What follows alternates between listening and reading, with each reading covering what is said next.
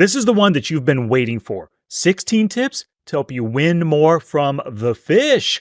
Gambate! Should be a piece of cake. Dad, let's go fishing. To help you take notes with the 16 tips you're about to learn, go to smartpokerstudy.com/pod525. All 16 tips are going to be listed right there for you, along with some additional resources. And please do me a favor, as soon as you hear a great tip that you are going to use in your session tonight, click that thumbs up button and let me know which tip it is in the comments below. Tip number 1, table select to find the fish. Now, you need to be above the fishing hole to win fishy chips. No fish under the hole ain't gonna catch any fish, right? In general, I look for 2 or more fish on the table. That's a good sign. 4 or more is a great sign. I love those tables. The more fish on your tables, the more profit potential they hold. Tip number 2, spot the fish. You're looking for players with a VPIP of greater than 30%. You want limpers. You want to see their calling with weak hands or draws when they get to showdown. Really good signs that you're up against a fish. Other great signs, well, they start with the short stack. They open raise and call far too often, especially when out of position. And maybe you only see at showdown, they're only betting with strong hands. Tip number 3, get the fish to yourself. That means you open raise when they are in the blinds. You raise after they limp in. You defend the big blind when you can be heads up versus their open raise. And of course, when they open raise, you 3-bet them. When you get the fish to yourself, you have a better chance of exploiting them and earning their chips.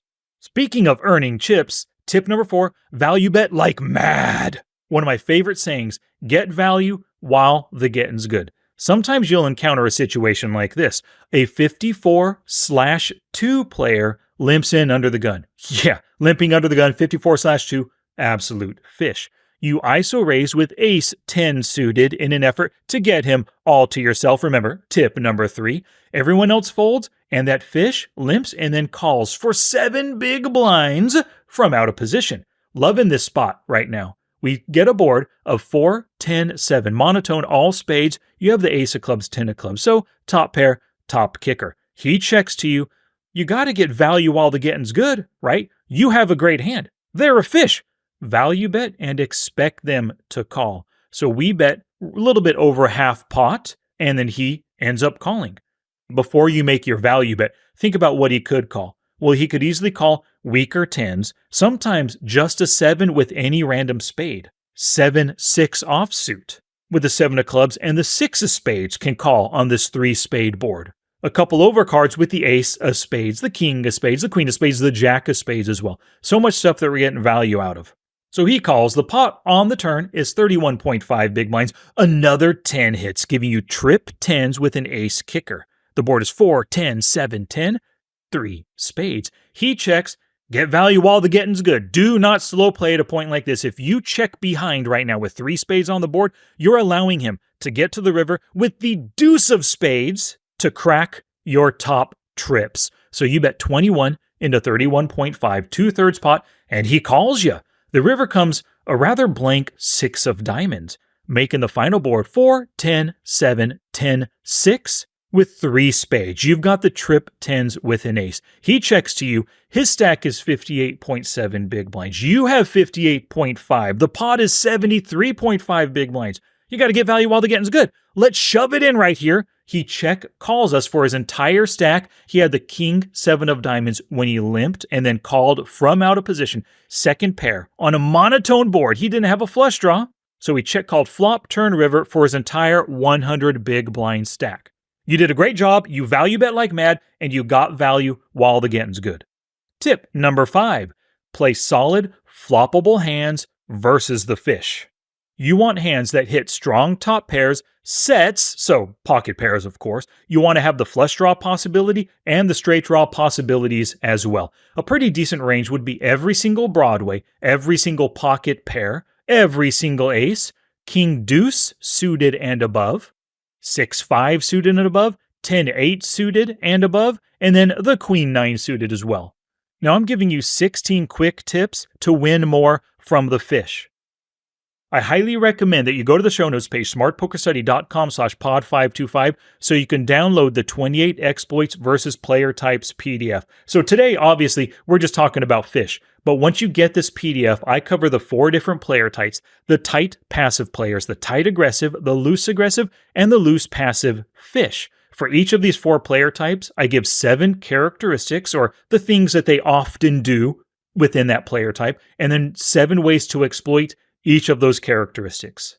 So beyond just exploiting fish, I help you exploit the lags, the tags, and the nits as well. So once again, go to smartpokerstudy.com/pod525 to pick this bad boy up. Tip number 6, it's okay to fold and avoid bad spots versus the fish. You want the fish to yourself, but something feels off about this situation. Maybe there are 3-bet bluffers still to act after you ISO raise or even open raise. Maybe you're going to be out of position trying to isolate the fish. Or maybe that fish just has a really tiny stack. You don't have a great hand. You don't have much room to maneuver post-flop. So be fine with folding because there are always fish. And because you are table selecting, remember, tip number 1, table select to find the fish, you're going to have plenty of opportunities in the future to ISO raise the fish in better opportunities. Tip number 7 is to 3-bet bluff versus those frequent isolation raisers. You want to look for tight aggressive and loose aggressive players who are just like you. They want the fish all to themselves. You can exploit their desire to exploit the fish. So what you're going to do, for example, right here, somebody limps into the pot. A 15/9 tight aggressive player ISO raises. You look at the situation. Yeah, you have ace-4 suited, but you're paying attention. Oh, what is this tight aggressive player making it 4 big blinds over a limper with? Well, there's a good chance he has a very wide range, maybe that 32% roughly range that I showed you earlier. If that's his range, he is folding a ton of hands versus a 3-bet. And I've got a pretty decent suited ace-4. Let's go ahead and make the 3-bet 13 big blinds. Everybody folds. We pick up a lovely little pot because we noticed a limper is weak and a tight aggressive player probably has a wide ISO raising range. So you want a 3-bet bluff in spots like this with suited aces, and connected aces gives you that straight draw, flush draw potential plus the ace blocking hand. And you want to bet to a size that hits their pain threshold. So generally 3 to 5x. If he goes 4, you go 13, that's good enough to convince him to fold with a majority of his ISO raising hands. Tip number 8 is to pay attention to their short stacks. Now, when SPR is less than 3, they may be committed. So SPR is stack to pot ratio. So for example, if the pot is 20 and the stack is 40, the SPR is 2 to 1 or just 2. Your opponent is pretty darn committed. The pot's already 40, they only have 20 behind.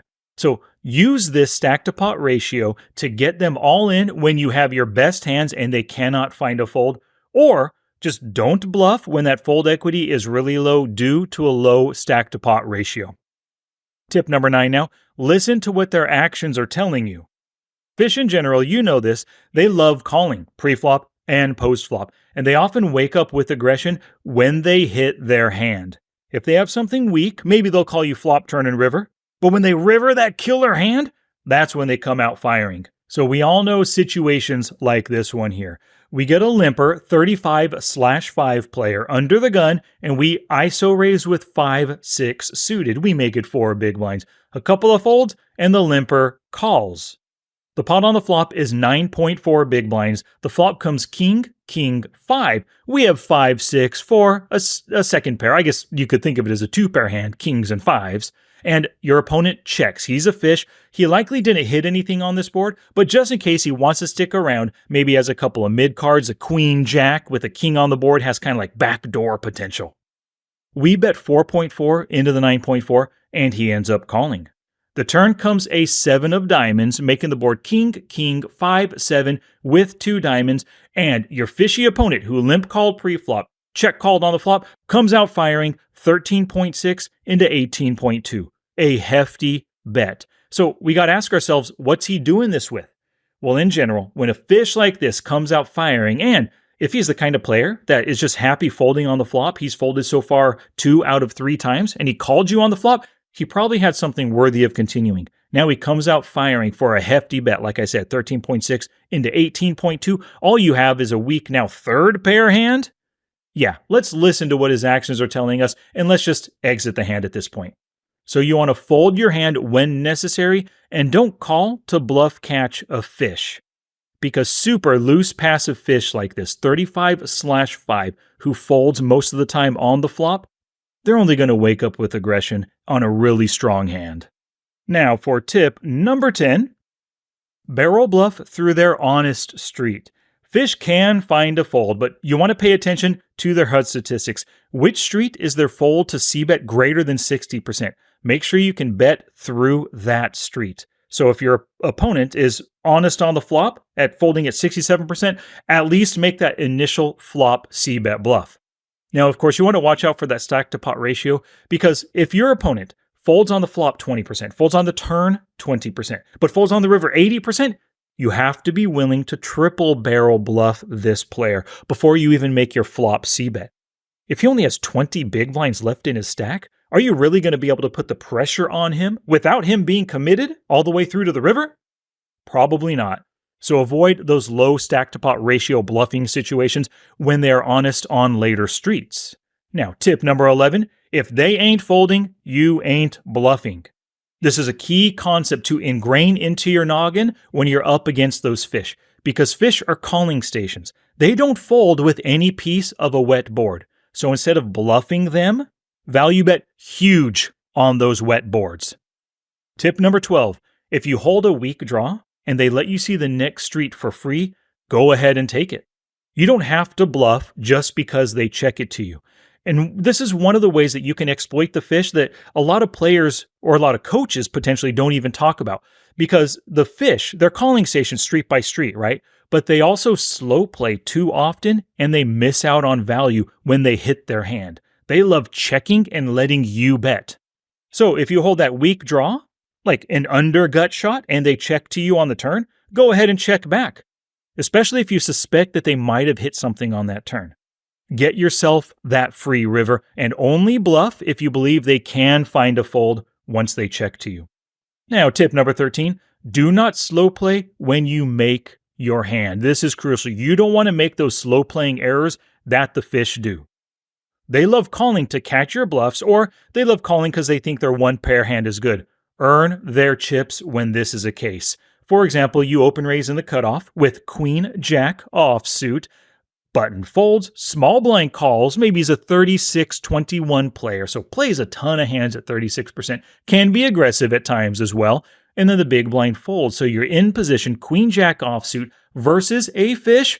The flop comes down King, King, 9 with a couple of clubs. You have the Jack of clubs and the Queen of spades, so you've got a gut shot. He checks to you, you bet 3.4 into 7, just trying to make that initial bluff. Hopefully he folds. If he doesn't have a king on the King, King, 9, nor a 9, nor a couple of clubs for a flush draw, there's a good chance he's just going to fold and exit this hand from out of position. But he ends up check calling you.